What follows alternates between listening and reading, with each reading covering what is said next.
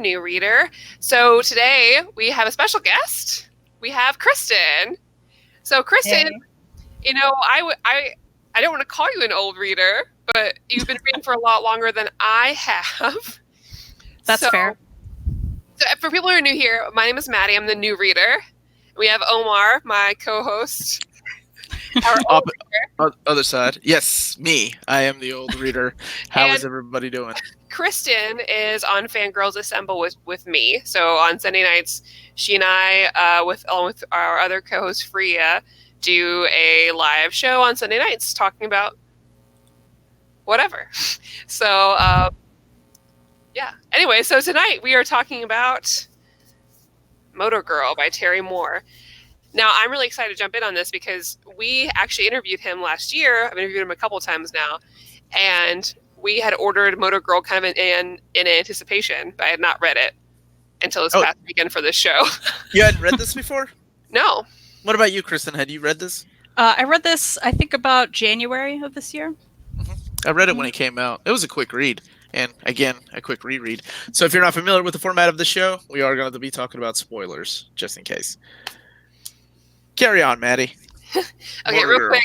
Lloyd asked if I already pre-ordered the SIP Omni coming out in November. I did not, only because I assume you're talking about the re-release. Yeah, the hardcovers. Yeah, so I have the soft covers. A friend had kind of picked them up for me before, and I just didn't see the need of That's how I felt. doing it. Yeah. Oh, wait, let me know if I'm echoing too much. We had a problem with that the other day, so am I okay? I think you're fine. Okay. You sound good to me. Good. I sound like I'm echoing. With my soft covers for now, just because they feel great. I don't see the need to. I want to support Terry, but I was like, okay, within reason. The man needs to eat, so I will be getting them. He took it for everyone. I did. I love that. It's my favorite thing he's done. It's one of my. It's in my top 20 favorite comic books of all time. So I figure if it means that much to me, then I have to have the best edition that I could possibly get. But that's how I justify it. Not everybody has to be like that. So I'm a real fan, unlike Maddie's. What I'm trying to say, in case y'all missed that. Excuse me. I'm just saying. Oh, here she goes. It's the big one. Just because you bought a shiny, expensive art book does not make you a bigger fan than me. Listen, she cried around him. I cried around him. He hugged her. Yeah. He has that effect on people. I would say I'm his number one fan, but there's a lot of really awesome, dedicated fans in the Terry Moore fan group. So I can't touch them. They're amazing. They buy everything by Terry Moore. Oh yeah, it's awesome. So format of the show. So I got sidetracked when we talked about it. So basically, we're just going to talk about this book, and we'll try to keep it spoiler free. I wish I was a little bit, but we can't do too much. So if you're worried about spoilers, I would recommend coming back to this later after you read it. Be prepared for us to really talk. It won't take you that long to read, honestly. Like seriously, no, it's so quick. Like an hour, maybe. It's about an hour. This reread, yeah. Yeah. All right, so let's start talking about it. What is the premise of this comic book released in a hardcover? I believe it's also available in softcover. Yeah, but honestly, you can't go wrong with it. It feels perfect. It does. I think the price difference isn't that much either between this and the softcover. Like maybe $5, maybe $10. Yeah, this is $40, and it's worth every penny. I mean, it feels great. It's beautiful inside, and it also has the what do you call it? The tongue. The ribbon. The ribbon. Did you call it a tongue? Well, like in a shoe? I don't know. Yeah, that's what I was thinking. It's more like the shoe string. I just thought you knew like book terms more than I do, so I was like just letting it. Yeah, I was about to act like I did. Okay, well, if I hadn't asked, this is the internet. Like everybody would have been calling it that tomorrow. Watching this. Tongue. Is the book soft in the face? Let me. It is. It's a good face feel. It's nice. Now in Fangirlz Assemble on Sundays, me and Kristan, we tend to get our new books and then just rub them on our face. We really appreciate when they feel good. Yeah, currently my favorite to rub on my face is Harrow County, the library edition. Oh, those feel so good. Not just on your face, other body parts too. Oh, we didn't go there. Oh, you all don't do that? Okay, sorry. Carry on. So the premise of this book basically is about this. What's the main character's name? I already forgot. Sam. So Sam is a veteran of Marines. Marines. Thank you. And basically, like, she's returned home. She's definitely been through some serious situations. She has PTSD, and you kind of spend the book trying to figure out like what is real or not real in her mind, and what's really happening in her situation. Because she's seeing aliens and UFOs and living out these kind of crazy situations, and her best friend is a gorilla, who obviously only she can see. So that's like the quick and dirty without getting into the kind of ending thing that we all learn about her. But I think we can kind of talk about our first impressions and what we like so far, and then we can touch on the kind of impact of the end of the book. So what did you all think? Because of the beginning of the book? Well, yeah. So like, overall, just like how did you feel about your reread? Was it as impactful as the first time you read it? Because for me, it's my first time reading it, and by the end, I was a mess. It got me completely. I was just, I love her and I love that gorilla, and it's really hard to read, and it was beautiful. I've always been told that Terry Moore borrowed heavily from Love and Rockets, Las Locas, for Strangers in Paradise, and I never felt like I own all of them, and I've tried to read them multiple times, twice. But I don't know. I just can't get into them. But people keep telling me to keep pushing through them. So I got to like volume 3 the last time I tried to do it. This reminded me more of Love and Rockets than Strangers in Paradise, just because of the quirky sci-fi element thrown into this, as opposed to Strangers in Paradise. So going back and rereading, that's what it reminded me of. So tell everybody what Love and Rockets is, because you say that and I don't know what that is. It was an independent series by two brothers. They're right down there. They're the Fantagraphics did a collection of them. Okay. It's very similar to, has a lot of strong female characters, but for some reason I have a hard time reading that book or that series. I don't know why, but a lot of people that really like Strangers in Paradise say that that's better. And it's huge. It's a long saga, and there's 2 different sagas at the same time going on, because they're both. It's a series written by 2 brothers. So one brother is writing one set of characters, and the other brother writes the other set. So it's pretty interesting.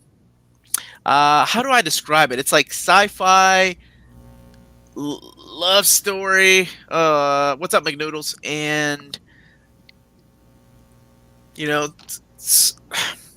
I don't know. I've only gotten to the 3rd volume, and there's a lot of weird characters, quirky characters. So that's all I can really say. I liked Strangers in Paradise more, obviously, because I've read it like 3 times, but I just couldn't get into Love and Rockets. Please forgive me. I think it was. Well, no, I'll save that for the last. Why don't you go, Kristen? What did you think of this book reading? Well, the first thing that stood out to me was Sam as a character. Do you need to say something? Yes! I want to reply back to that. I live with 3 of them. I'm outnumbered. I can't hate them. He's got to kick us off the show, right? And I'm on the show with most of my co-hosts that I enjoy doing episodes with are ladies. So, sorry, Kristen. Carry on. That's okay. So Sam as a character, I feel like, is one we do not see enough. She's badass. She's a veteran. She's a Marine. She has PTSD. I mean, all these things that we do not see enough of. And I loved the contrast with like the zany aliens, especially just how cartoony they were compared to like Terry Moore's line work that's beautifully detailed typically. I mean, can I show some of this? Oh, please go ahead. Let's do that. Where are those aliens? Yeah, so like these like typical what you think of when you think of aliens, I guess, like the really cartoony versions, especially compared to Mikey, the big gorilla guy. He's not a guy, he's a gorilla, but remind me of Marvin the Martian. Yeah. From Looney Tunes. Yeah, so there's Mikey. He's a big gorilla. You see him in the front. Oh man, I'm working on this solo layout thing, guys. I'm messing it up. No, I'm you're done good. now. Okay. You're good. Keep doing it. I loved how cartoony this was. I mean, like, Terry's definitely got a style. That's true. But I really appreciated almost how, like, I don't know, newspaper comic this felt. Like, I was reading kind of the funnies a little bit. Like especially the aliens. Yeah, they were so quirky and ridiculous. And they're so cute. Like, what a weird story. And to contrast it with like something so serious as a veteran going through PTSD, having this constant hallucination of a big gorilla, and the story behind that, and going back and forth between her reality and, you know, for a while, I remember the first time I read it, I was like, are aliens really landing? I guess that's the point, right? You're like, is this in her head? What's happening? And the fact that it was happening kind of makes it all even better. Oh, yeah. And that's what's fun about it, because the whole time you're just doubting. You're like, I'm not really sure what's real, and she's not really sure what's real, which I think is great, because that also kind of puts you in her shoes, too. Have we talked about what happened, or what? Let's go ahead and touch on it, because then we can really delve in deep. So basically, we learned that the reason why she keeps seeing this gorilla is because... Wait, sorry. Before we talk about that, though, did we talk about Libby? No. She is the one character that I thought was the balance in reality and absolutely and fiction. Mm-hmm. Yeah. Libby is her landlord, right? Like, she lives in the scrapyard and she's allowed to work on this vehicles. Cute, sassy old lady who sometimes says some things that are very odd. But I'm like, it's who's also, I think, maybe I was reading it too much into it, where she was no, I wasn't. She was talking about her ample breast. Yeah. She was totally digging on her. I mean, that's one thing I wanted to mention. I feel like in every Terry Moore book, there is this one moment in every book where you're like, what? And it's so weird and like out there, and it's never mentioned again. Yeah. And that's how I felt this was, because she didn't like creep on her throughout the whole book, and then suddenly she's talking about her breasts. And I'm okay with things like that, though. Like, sure. that makes sense, right? We don't need to dive deep into the character of Libby to, if she's in a It was chick, such a whatever. Terry moment. I was like, oh yeah, of course. He's done that before. And he kind of does it with the two other characters, too. The two other guys. They were so together, right? Mac and the big guy. I can't remember whatever the big guy's name. Because Mac is Vincent? Was it Vincent? Engaged to this guy's sister. Yeah. So there's these little quirky characters that show up. And then, Maddie, I'll let you take it from here. Real quick, we did get a question from D.H. McAdams. So he said, but are the Terry Moore books connected somehow, or pretty much independent of each other? Good question, actually, because technically they're separate. You can read them separately, it's fine. But he's always put little kind of like Easter eggs and connections between all of them. And with this new series he's doing now, 5 years later, they're all connected into one big Terryverse. So all the characters are connected now. But you could, don't let that stop you from just reading. If you want to read just one at a time, don't feel like you have to read the others to understand any of them. Okay. So we kind of go through this journey, right, where she's dealing with these aliens, and she doesn't want to lose the property she's on, and she's also dealing with her PTSD, whether that be just seeing and talking to this gorilla, who's obviously not there, or having these like very vivid strike flashbacks while she's trying to do other things, and accompanied by these like really horrible headaches, right?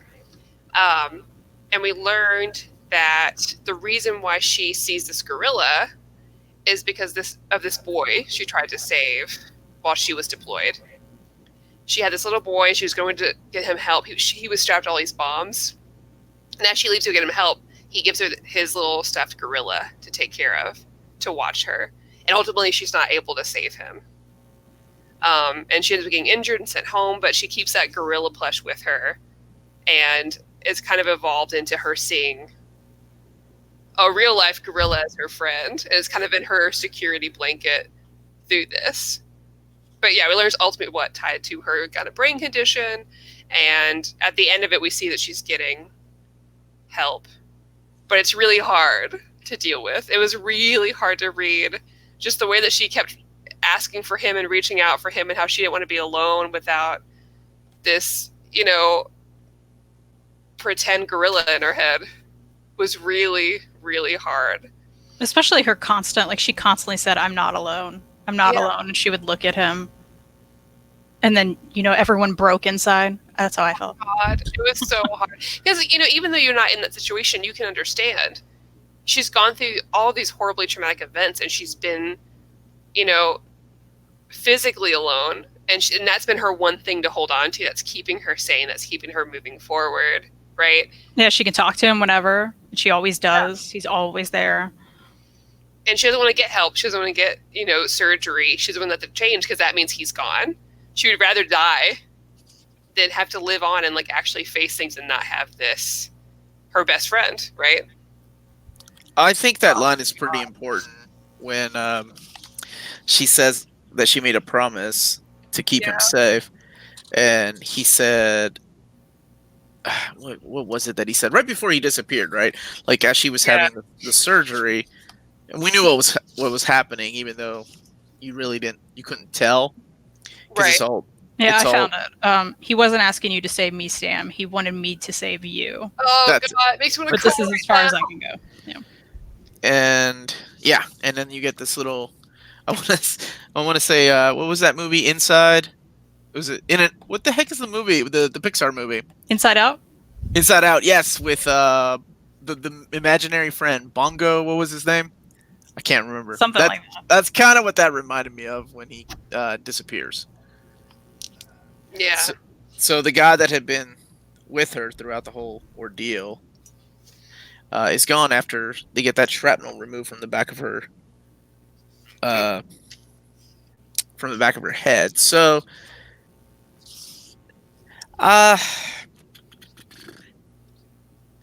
it ends with it. Yeah, sorry, go ahead. Yeah, no, I was gonna say it just ends with her driving off into the sunset with the stuffed animal from the little boy in Iraq, who's Mike the gorilla, who she used, I guess, as the figment of her imagination. Man, his pencils, just looking through here, were so gorgeous. I wish he would do a book just in pencils instead of inks. Yeah. I actually like that style more than I do the finished look. And I really like the character design he originally had for Sam. It's almost borderline anime-ish. Yeah. That's what I thought. I just love it. I love his art. And I know this is actually, I didn't realize until I was reading this, but this is the first time I've read Terry Moore's books physically. Because before I read all of his books, I read them all digitally. And I was like, man, this is so much better. It's crazy. You don't think about the difference of it. Well, and his self-published stuff, like, it's very nice quality. And again, back to the ribbon. I'm sorry, the tongue. It's a good-looking tongue. It's a nice tongue. I love any book with a ribbon. Like, we need to have all of them with ribbons. I agree. I mean, yeah, for the price of this, $40, this is crazy. For, like, the great content and the great quality of this print. I mean... Is it still in print? That's one thing I never... Moto Girl is, I think. Yeah, I think so. Through his shop, just in case. Yeah. Because I know on Amazon, it's not, because I linked in the description, and it's going for like $50 for the soft cover and $100 for the hardcover. Really? There's two versions. There's a soft cover, Gabriel, and there is the hardcover. The hardcover is what Maddie's talking about. This is the $39.99 book. That's what I think. Oh, yeah, you can still get the Moto Girl Omnibus on in-stock trades, hardcover and softcover. And from a shop, abstractstudiocomics.com. I just checked. All right, so let's talk about it. Let's get deep. I'll go ahead and say that it's my least favorite Terry Moore book I've read. Really? I think he's got some great ones, I understand. Okay, so here's my problem with it. Is that I think he was trying to do way too much with way too little. And while I appreciated the quirky characters that appeared, even the aliens, I don't think none of that was necessary. I think there was just too many layers going on. And I understand the need of something like an alien invasion to kind of fool you into thinking that, okay, well, maybe all of it is real, right? Like even Mike is real. But it just didn't have, I don't know, it didn't pull me. Like there were a couple of moments that, of course, it hit me with the little kid in Iraq. And then with her saying goodbye to Mike for the last time, or I'm sorry, rather him saying goodbye to her for the last time. But we get all these side characters that we spend a few minutes with, and that's it. We get these aliens, and nothing is really, I guess, explained with that. Like who that one guy was that was trying to capture them and buy Libby's land. If it had just been Libby, Sam, and Mike, I think it would have been for a great comic book, for something this big. Maybe it needed to be longer for me to enjoy it. I don't know. But that's my take on it. What did you ladies think? I think that's all really fair. I loved it, but I could have done with more of everything. Like you said, even the end was, I know the point and the huge ending was that she let go of Mikey, she got the surgery, but I still kind of wanted a little bit more from like the end scene, because we get like a page and then her driving away, and that's kind of it. So yeah, it could have used a few more issues, but I also kind of love a quick read, and I did enjoy that, and I loved it. So yeah, I loved it. I mean, it's one of those things, if I had gotten more, I would have been happy. But I'm happy with how it is too. And luckily, right now, we do revisit this character in 5 years later. And the gorilla, because he just posted some pictures from the upcoming issue. It looks like maybe he's coming back. That's interesting. I'm not really sure how that's going to work. But I really liked this. I liked that it was a quick read. I liked that it was a little weird. And the ending really, I mean, like the things she went through and the things with that gorilla really got to me. So this is a really great read for me. And it's hard for me to compare it to his other books because they're all just so different. Mm-hmm. And I think something I really appreciate about him too is that Rachel Rising is so different from Strange in Paradise. It's so different from this. I mean, there's obviously similarities, but they just feel like vastly different stories. And I was really, really pleased with this because I didn't know what to expect going into this at all. Well, you knew you would cry, right? No, I didn't. I mean, once I got into it, I was like, okay, yeah. Maddie, it's got Terry Moore's name it's Terry Moore. You're going to cry. You're right. I should have known. But yeah, this is I loved it. And I shouldn't be surprised at all. Everything I've read by him so far, I've just loved. I've had no real problems with. I mean, the only problems I've ever had with anything was like with Rachel Rising is that I just wanted more and I was upset. Yeah, you know what? I think I had the same issue with Echo too. Like I wanted more. And I'm trying to remember when Strangers in Paradise came out. You've read it, right, Kristan? I've actually haven't read the whole thing. Oh, okay. Well, me too. This isn't a spoiler, but there was a moment that he ended Strangers in Paradise, and that was the ending. That was going to be the definitive ending. And then he came back and wrote more. So it seems like he has a hard time landing it, maybe? I don't know. Because with Rachel Rising, that's kind of left open. Yeah. And I guess stories could. But to me, a story, the ending really is what makes the story to me, right? Like, God, I hate going back to this, but I'll just use Game of Thrones for an example. Game of Thrones could have been the best TV series ever if they had a good ending, right? Like, it really depends on how good that ending is, and that is how I rate the series. That's why it was really hard for me to put Saga like in my top 20 favorite non-superhero comics, because I think with Saga, it's phenomenal, but it could really have a crappy ending, and then that really breaks the deal. Yeah, so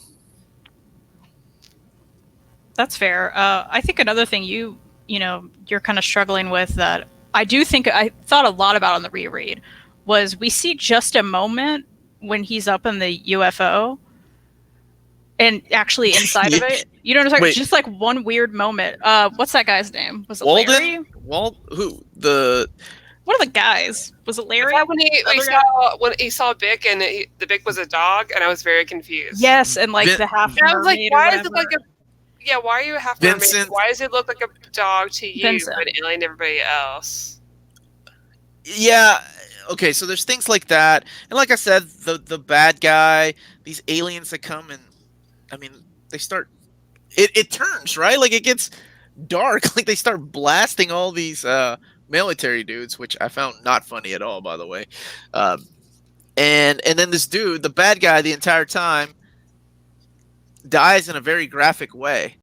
Where is it? Like, yeah, right here, this panel where he's like on a spaceship. Oh yeah. And his bones are taken. I'm like, okay, I guess I could. Sure, I'll buy that. I don't know. It just seemed like it was trying to be too much, and I wanted to love it, and I couldn't remember reading it the first time feeling like that because I was just reading a bunch of different things. But I guess I had no one to talk to about. So yeah, that's on my why it's good to go back. Like I still loved it, but that's one thing that keeps like popping into my head because it made, you know, the first time we see these aliens, you know, they're so quirky and cartoony and you kind of like them a lot because they're just fun little weird guys. But then you see that weird scene when he's abducted and you're like, hold on, this isn't cool. You shouldn't be like putting human body parts on other things. And then that was just not explained. And then later on, they're back to being like cutesy. And it's like, wait, what happened? Yeah, I was thinking that too. I was like, is Vic like, you know what? Yeah, it doesn't matter. Like, that's what I wish we had less of and we had more of her. I would have liked to seen. I really could have. Yeah, this could have been longer, and I would have loved to have seen that ending. You know, when you yourself are like, okay, is this damn gorilla real or not? Because I love stories like that, right? Like when you're asking yourself, okay, what the hell is real? I think we found out way too early that she's the only one that can talk to him. So there wasn't that mystery, and the mystery turns into this alien invasion, maybe. I don't know. I don't think it bothers me that she found out too early about him, or that we found out. That doesn't bother me at all, because I don't think it takes away from how like touching that story is and that relationship is. You know. No, it's a good twist. It gives a great view into her life, and I'm happy that I figured that out early. Because then, like you said before, like you kind of feel it with her. Yeah, and I think, you know, the rest of the stuff, yeah, that could have been fixed and done better, but I don't mind about that at all. So here's a good comment from Ray. I can see that. Yeah. That was Walton, Vic, and Larry.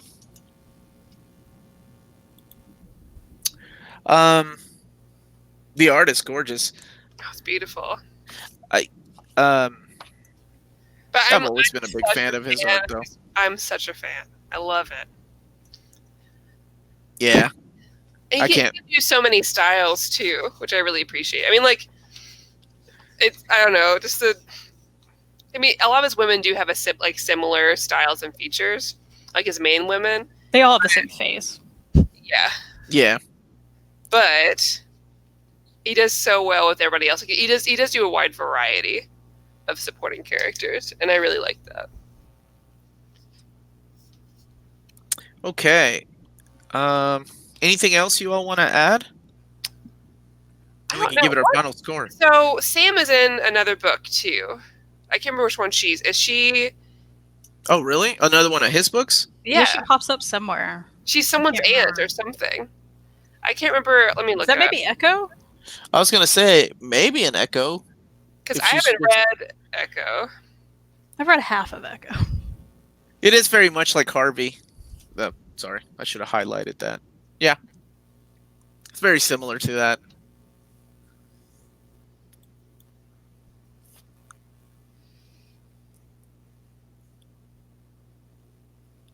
Okay, so Libby did play a minor role in Strangers in Paradise. Okay. I thought Sam was in something else. And maybe I'm just... Maybe you're just thinking of the current. Maybe you were thinking of Libby? Yeah, maybe I was thinking about Libby. But I'll have to look at that again. Libby was great. I don't know if we really focused on that, but she was like a feisty old lady who's badass in her own right. Yeah. She had one weird moment with breasts, but like the rest of it. The way she defended Sam was beautiful. Yeah. I really loved that scene in the bar where, like, obviously Sam's had a really rough day, right? and they're in the bar, and Sam is just like letting it go and talking to the gorilla, and everyone sticks up for her there, like the bar owner and Libby. You know, she's like, oh, she's a goddamn war hero, you know? Yeah, some guy at the bar is like, what's her deal? And everybody's like, shut up, you don't understand what she's gone through. That's really great. That makes me so happy, because she's obviously a great person and people really care about her, and they're all willing to defend what she's been through. Because Libby could have sold that yard immediately for a whole ton of money, but she's like, no. Yeah. Sam needs that is another really like great moment, because how often do we see like weird instances, like we'll be at a store and we'll see something happen, and you know, it's so easy to quickly judge something that you don't understand or you don't see often. So it is nice that they were all sticking up for her, and it really does show like something we often don't consider, especially anyone who's not a veteran. Like, we don't consider it enough. Yeah, exactly. She's a really close ties with her too, because she's the reason why she's not selling her scrapyard, her landfill, whatever it is. And then at the very end, she tells her to go see her mom. So I guess she knew her family, maybe, or maybe she had talked about it. Yeah, because we got flashbacks of her dad that apparently had passed away in one of the many times that he had left to go in the military. Because he was also, I assume he was a Marine, just based on the flashbacks. Yeah. So what would you ladies give this book out of 10? What would you rate it? Moto Girl by Terry Moore. 9. 9 out of 10? All right. I think I'm going to go with 8.5 out of 10. Wow, 8.5 out of 10. Yeah. Okay. Man. I really wanted to like this more. It's still a good read, but it's probably my least favorite Terry Moore thing. And that's not saying any bad, because he writes a lot of good stuff. Everything else I've just enjoyed. So I think a fair rating, we give it a 6 out of 10. I wish it was longer. I wish I liked it more.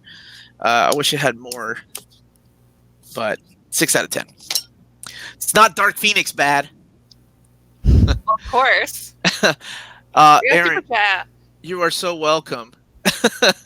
Let's see. I was going to post some pics, but I'm kind of a boomer when it comes to social media. I can't even figure out how to join the Facebook Omni group. That's kind of hard. You're welcome, man. Thank you so much.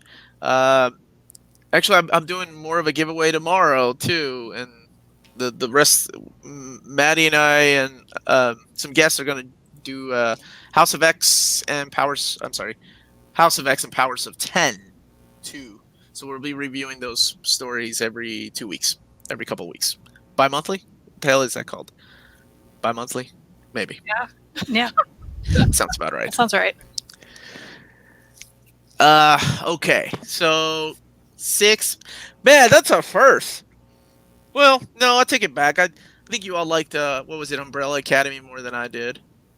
Yeah. Well, usually it's like you picking your kind of favorite books, whether that be like for nostalgia reasons or something else, you know. And so this is a little bit different because this is semi-recent. Yeah, I read it when it came out. Yeah, and I had totally forgot, other than her and the gorilla, like what it was about, because it reads really quick. Yeah, it's really quick. I guess unlike his Strangers in Paradise, which is a huge saga. Oh yeah, but so worth it. Oh my gosh, like. And Chris, this is a part of the show where we just talk about whatever and Alfred's over time. Oh yeah, welcome to the part of the show where we talk about whatever. I watched. But like when we were going to interview him, you know, we were kind of reading some of his books to kind of prepare for that, and our co-host Freya vehemently is not a fan of Strangers in Paradise. She does not like it at all, and Chris and I were reading it, and I was like, I understand, because I love this. I have my problems with it. You know, I don't think everything's perfect in Strangers in Paradise, but it's also one of his first works, and it's one of his longest, right? And man, I love Strangers in Paradise. I'm definitely going to reread it. And I don't say that for everything. It's a great read. And I can't wait to read 5 years later, too. I know I need to read 25? Yeah, because I've got it on my shelf, but I haven't read it yet. But 5 years later looks really cool. I mean, like, it's going to be bizarre, because it's all of his books together. Which what the hell? all. What? The one time I gave a book, it's not even a bad rating. Maddie gave something a 2. Well, what did you give a 2? Was it Kree Skrull War, maybe? That and I think I probably also gave Secret Wars a really bad review too. No, you gave Secret Wars a 2. I remember that because you were like, I want to give it a 0, and I'm like, you can't give it a 0. It was art involved. 6 is not bad, Philip. 6 is still a recommended read for me.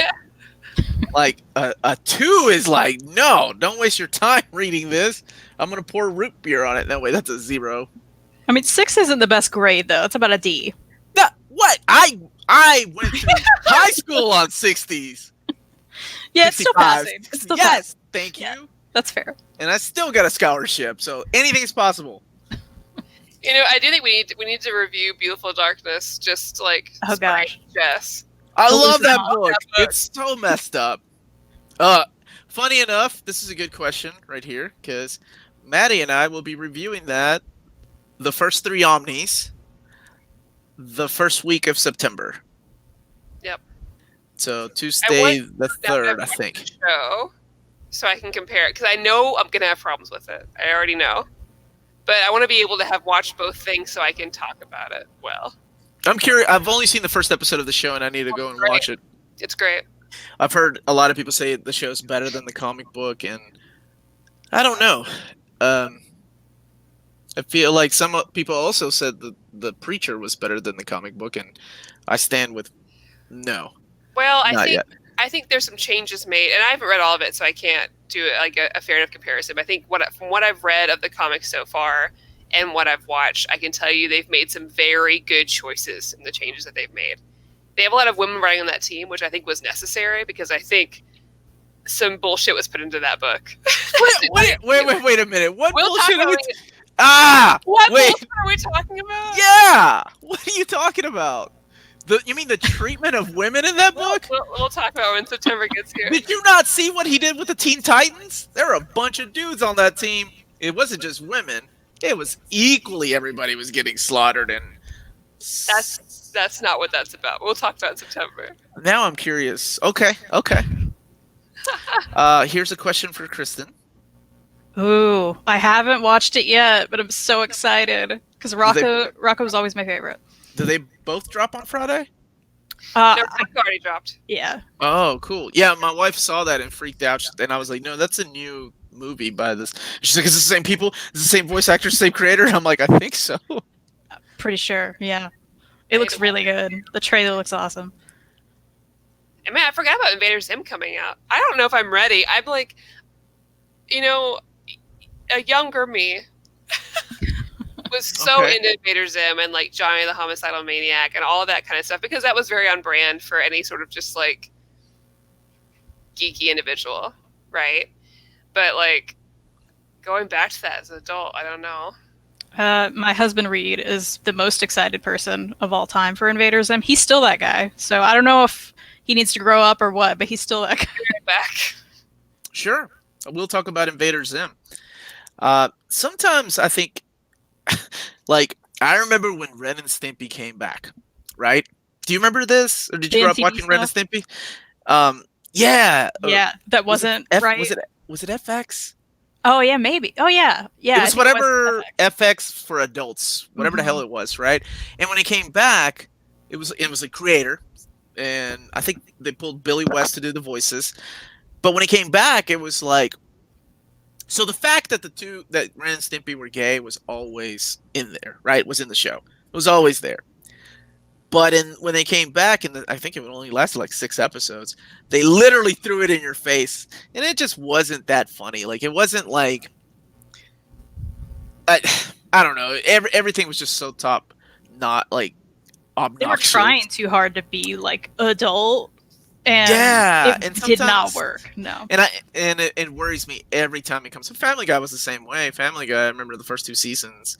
I actually enjoyed, and I couldn't watch anything past when he came back.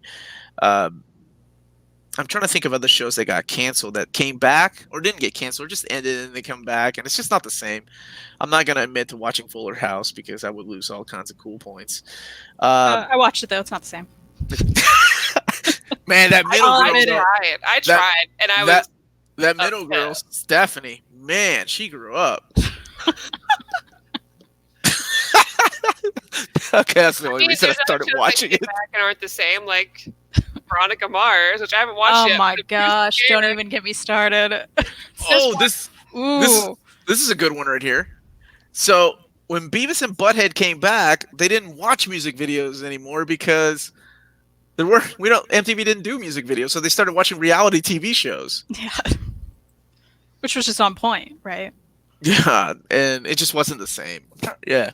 I gotta say, like Nickelodeon stuff though, they're killing it so far. I think they've only done Hey Arnold, but if you saw that Hey Arnold the Jungle movie, it was amazing. Like every loose end in that show was tied up.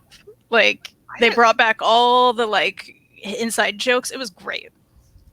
Wait, where do I watch this? Oh, you have to. I didn't know I own it. You can out. Yeah. Okay, I love Hey Arnold. Really good. I was a little too old for Hey Arnold. Or not too old, I just wasn't watching cartoons. But I do know he had a football-shaped head, right? That's right, football head. Yeah. So I know who he is. I watched, my stuff when I was leaving Nickelodeon was Ren and Stimpy, Rugrats, and then towards the end, Rocko's Modern Life. I think that was one of the last things that was coming out. I was on Nickelodeon pretty late into life, like later than I should have been. You're still on it. You watch Descendants now. Like, yeah, I do. And the third movie wasn't good, okay? Listen, I was so excited for this, okay? And it's not good. It's just not. I'm so sorry, Matt. I'm so sorry, Maddie. Yeah, maybe your kids would like it. Since I think it's for kids, right? Listen, shut up. I'm not judging you. Okay, listen, you need to watch Descendants 1 and 2, okay? I watched one of remember I told you I watched like one of them. So good.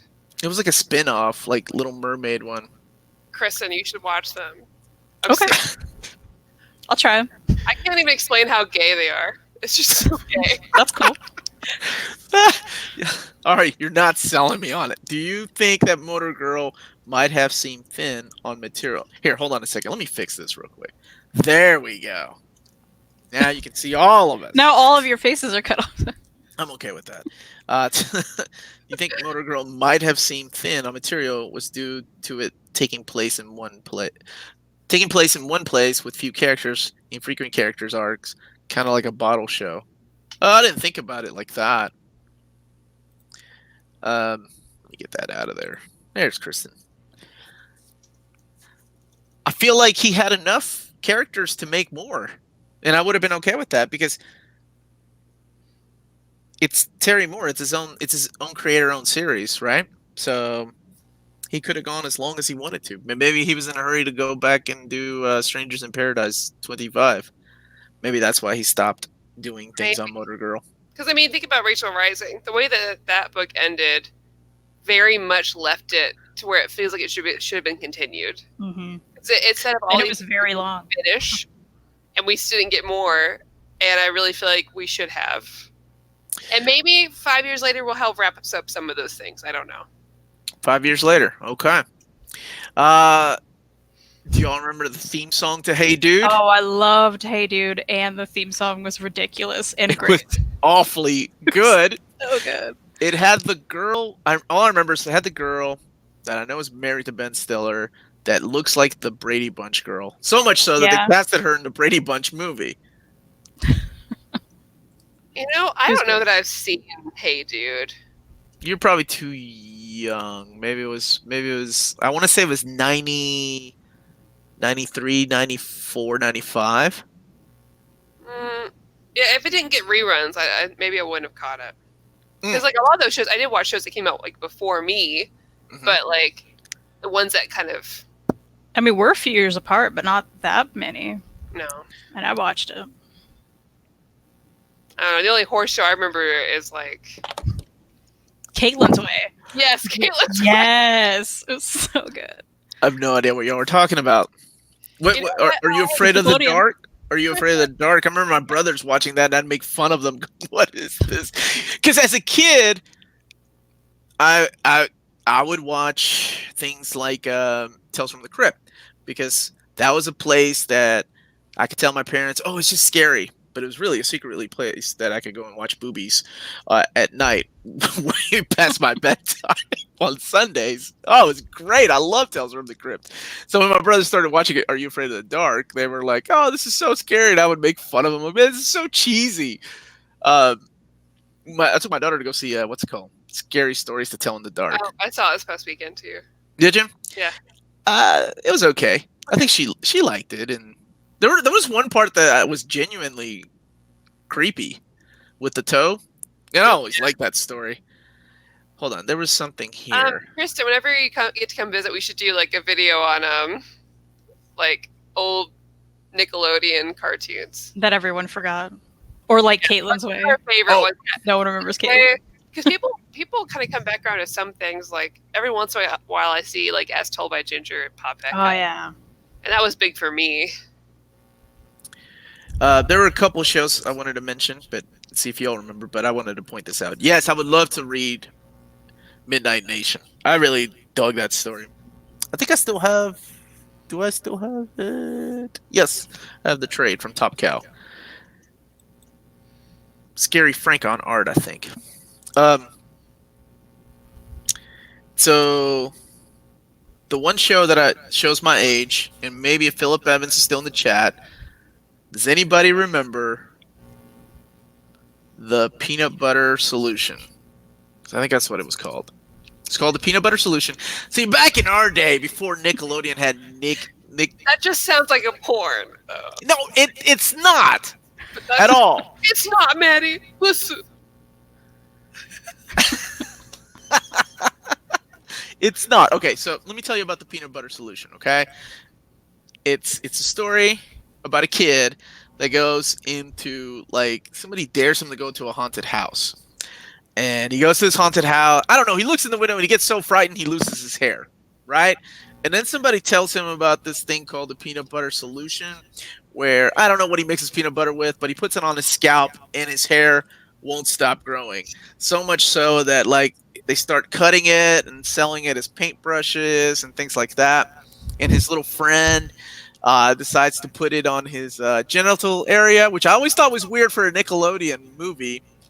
And then his hair wouldn't stop growing down. So anyway, if anybody remembers this, let me know in the comments down below, because I know I'm not crazy. I don't know about that. Philip, help me out here. You're old as me.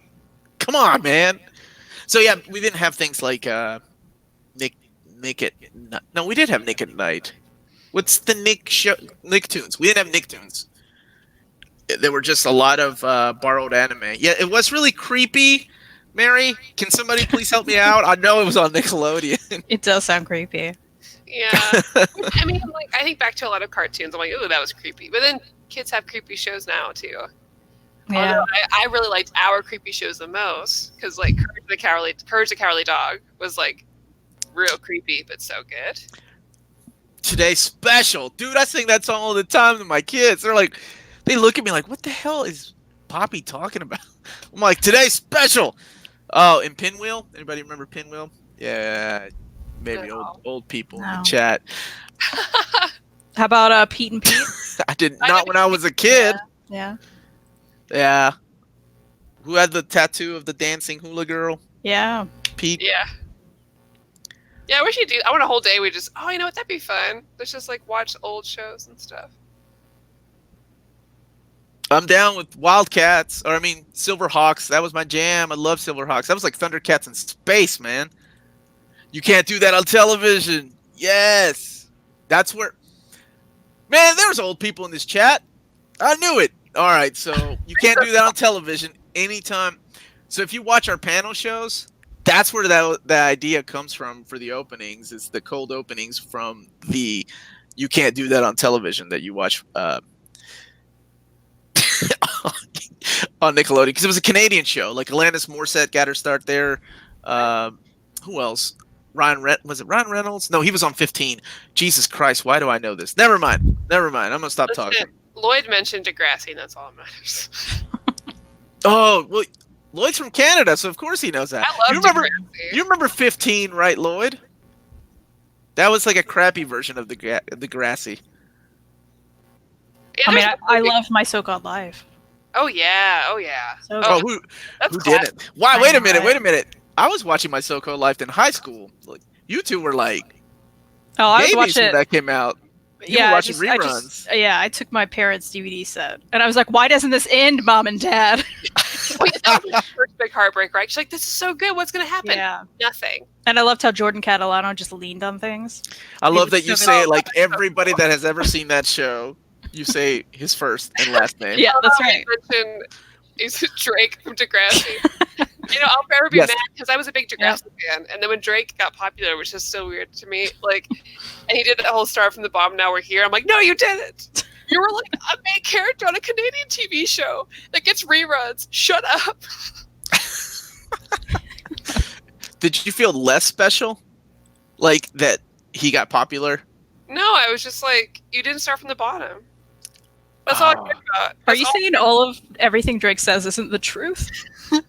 Yes. I'm going to expose it here tonight. That's some tea. Thank you very much, Chris Verde. Oh, thank you, girl. Oh, thank you. Gilligan's Island reruns. Oh, yes. Oh shit, wait a minute now. Yes, Shirt Tails. Now, Tina. Damn it, we need to get Tina on this show. She's as old as I am. She watched that shit. Shirt Tails. I love that shit. I had a pet monkey. What was it? Bogey? No, he was an orangutan from that show. Listen, all that matters is Moody's Point, okay? It was on the Amanda show. It was like... See, I didn't watch that. I was too old for that. So good. It was so good. Dawson's Creek. Oh, God. Yeah. Moody's Point's so good. I was too old for Dawson's Creek. I was 90210. That was my soap opera. I'm so sorry you missed out on Dawson's Creek. But you had Jason Priestley, so it's okay. I had Jason Priestley and Luke Perry. Oh, so good. So when Luke Perry wasn't... Oh, gosh, he passed away. I totally forgot about that. Sad. Because he was on Riverdale, too. Mm-hmm. Oh, that's right. He was a dad. Yeah. I did. You know I did. That's the first time I saw the precursor to Beavis and Butthead and Aeon Flux. Remember Aeon Flux? Oh, gosh, I remember Aeon Flux, yeah. Peter Chung's Aeon Flux. That thing was creepy. Ooh, Animaniacs. I got to see all the voice actors read a script from The Matrix together. That's amazing. At MomoCon, that was really fun. Oh, that's awesome. I was more of a Kelly type of guy. Matthew, thank you, though. Yes, Kelly. This is fun. Yeah, you guys are... I'm glad there's older people in there. Somebody said today's special. Who was that? I need to give that guy a super chat. Was that Jesse? I'm surprised Philip doesn't remember the peanut butter solution. Mary, I'm disappointed in you too because you just said it sounded creepy. It's not a real show. It sounds like something I would have gotten because my sister worked for a video company that sent rental copies to rental stores like Blockbuster or whatever. Mm-hmm. And so most of my movies growing up and my shows were VHSs that were not to be sold. That were only renter's copies. So I always got really weird B-list movies growing up. So I'm like, oh yeah, man, my favorite show was Ketchup Vampires. And they'd be like, what? Ketchup Vampires? You mean Count Duckula? Listen, Ketchup Vampires is really good. Or Count Duckula Warrior. And they're like, what the hell are you talking about? Those aren't real shows. Oh, Freakazoid. I miss Freakazoid. How has that not come back? How was that a Steven Spielberg thing, too? I forgot about that. That and Tiny Toons. Those are both really That's weird. Well, give it time. Everything comes back. I mean, they got DuckTales back, and now we're going to get, season 3 has Tailspin and Rescue Rangers. And Darkwing Duck. And Darkwing Duck showed up in the first season, so I'm happy about that. I guess I'm going to have to get those on DVD or something, because, I don't have cable. How am I going to watch them? This is true. What was that Disney? What was the Disney show? Bonkers, right? Do you remember Bonkers? It was on Disney Afternoon. So Bonkers was the original idea for Bonkers was supposed to be Roger Rabbit, but they couldn't get the rights to Roger Rabbit because Roger Rabbit is one of those weird things that are owned by Disney and the WB. Have you ever seen Who Framed Roger Rabbit? Yes. Okay. So, yes. That's a Frank Miller creation right there. Big guy and Rusty. That sounds like an anime. Wow, that's awesome, Jesse. Today's special. That's awesome. I love the mannequin, the little stupid mouse that was like, it was a puppet. Man, it was so creepy. It was about a bunch of security guard that hung out at the mall, and the mannequin came to life. All these creepy shows, man. I loved it. What's Cable? 90s Liefeld character. Trailer Park Boys. I saw some of that. Pressing, Yeah, so what are we reading next week? The Authority. Oh, yeah. Omnibus. You got that on your calendar, don't you? Yeah, it's actually, I forgot I wrote it in my agenda. Ooh, you have an agenda. Yeah, the Authority. And I'm unorganized. I believe that. And in that episode, we'll be giving away a gift card to Cheap Graphic Novels, so join us back for that live chat. You know, Freddie said something about gargoyles. Why don't we have a gargoyles comic? Do we have a gargoyles comic? We do. It is completely rare and out of print. That trade paper, you should check for prices of that trade paperback. It's insane. I want to say it was Boom that published it. Can we get It's that? like the Darkwing stuff. I miss gargoyles. Mostly out of print now. Darkwing breaks my heart because the original studio that owned it, what was it? It was IDW. Joe Books. And then Joe Books. Right? Or was Joe it Books, IDW for that? Okay. IDW, and then Joe Books got the rights to them after Marvel Disney thing. But when they reprinted it, something happened where the writer, it was weird because they kept everything, right? Except the dialogue. So they took the writer's name out of the book. So everything was rewritten. Like something happened where he got into an argument with somebody and he didn't want any of his work reprinted. Yeah. All right. So here's a couple more suggested reads. Silver Surfer by Dan Slott. Gotham Central. Oh my God. Yes. I think you got some Gotham Central, don't you, Maddie? I did. So I'm down to read those. Yeah. From Lloyd. Thanks a lot, Lloyd. Much love if you're still in the chat. Daredevil by Bendis. I think that'll be good when we actually get those Omnis in January. I'm always down for that Dan Slott Silver Surfer is beautiful, and DD by Wade it's so different but so good. Well, I guess we're getting close. Yeah, we got 2 minutes, so you all pick a question from the chat or ask yourself something. Kristen, will you come back again? Oh, I'd love to. Thank you so much for having me, by the way. This has been great. Thank you for if joining you ever us. Think of a book that, like, I don't know, maybe you haven't read One Excuse to Read or something, let us know. We can always read them together. I will. It sounds great. See, somebody likes Love and Rockets. I'll check it out. Reed says dinner's ready. No, Thanks, Reed. wow, okay. When's Reed going to come on the show? Reed, you can come on the show if you want. Oh, he would love it, I bet. Oh, he has a book to talk about. Let me just plug that real quick. This is my husband. Oh, no, I did it wrong. Here we go. You're the worst wife ever. I'm not even trying, am I? He just put out his first book, Hardcore Anxiety, A Graphic Guide to Punk Rock and Mental Health. It is currently in previews. You can order it at your comic shop, or you can get it online at microcosmpublishing.com. And it feels really nice on your face. It's It matters. It's another one of those. Yeah, it's cool. It's cool. All right. So, I heard you don't like Superman, Kristen. You know.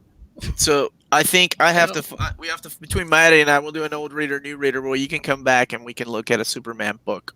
I would love to. I vote Birthright. I'm open to it. You vote what? Birthright? Yeah. The Mark Waid book? Or no? Yes. Mark Waid. Ooh, that's a good one. I love that one. That's what turned me around. Kristen, where can people find you when you're not hanging out with these two losers? Well, when I am hanging out with Maddie, it's every Sunday at 8 p.m. Eastern on the Omnibus Collectors Network. And we also have a Fangirlz Assemble channel, so you can look that up. And we are doing other things over there if you want additional videos. Other things, you say? Other things. Interesting. Okay, well, since dinner is ready and it's going to get cold, Maddie, would you do us the honors next week? Tune in to watch Maddie and I think Jess is going to join us to talk about The Authority because it's one of his favorite books. Yeah. So please give it a 2 out of 10, Maddie. Just All right. as a heads up. All right. Is Get this head everybody exposed. Thank you again for watching the video tonight. Thank you to Kristan for joining us. So we will be live again tomorrow night talking about House of X around the same time, 8 p.m., right?